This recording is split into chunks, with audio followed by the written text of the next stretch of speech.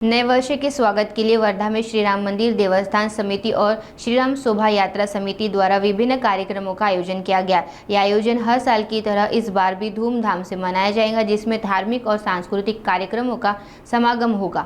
यामध्ये सर्व प्रकारचे लोक सम्मिलित आहेत। विविध पक्षांचे लोक, वर्धेतील सज्जन शक्ती, मातृशक्ती असे सगळे लोक त्यात उपस्थित राहणार आहे। साधारणपणे 10-1 हजार लोक या कार्यक्रमाला उपस्थित असतात। जी स्कूटर रॅली होणार आहे त्या स्कूटर रॅलीमध्ये 1000च्या वर वाहनं राहतील अशी आमची अपेक्षा आहे। आणि शोभायात्रेमध्ये विविध प्रकारच्या झाकी, आमचं श्रीराम पथक अशा सगळ्यांचा एक खूप मोठा कार्यक्रम होतो आहे। आणि या कार्यक्रमामध्ये जवळजवळ 25-1 हजार लोक उपस्थित राहतील असा आमचा अंदाज आहे। पहाटच्या सुमारास झुलेलाल जयंती पण येणार असल्यामुळे ती पण आम्ही साजरी करणार आहोत। गावकर, अनिरुद्ध जोशी आणि श्रावणी वागळे असे 3 कलाकार आहेत। त्यांच्यासोबत त्यांचा संच पण आहे।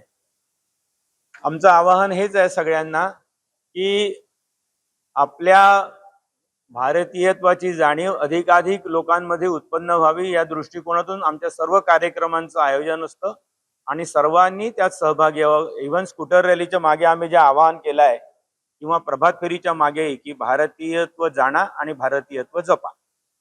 त्या निमित्ताने श्रीराम मंदिरचे विविध कार्यक्रम आहेतच, हे प्रत्येक नवरात्रात सादर केले जातात। पण त्याशिवाय चतुर्थीच्या दिवशी सामूहिक अथर्वशीर्ष आणि पंचमी, षष्ठी, सप्तमी अशा 3 दिवस गजानन विजय ग्रंथाचं पारायण, लहान मुलांसाठी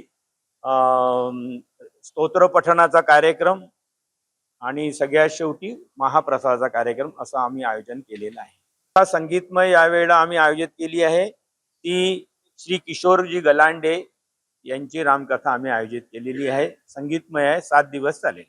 हो, सामाजिक उपक्रमामध्ये यावर्षी आम्ही आत्ता जोडून नाही पण एक 14 एप्रिलचा कार्यक्रम पण आम्ही घेणार आहे आणि रक्तदान शिबिर आयोजित करणार आहोत। तेच शिवाय दर महिन्याला एक मेडिकल मुक्त औषध योजना असा कॅम्प पण आम्ही घेणार आहे।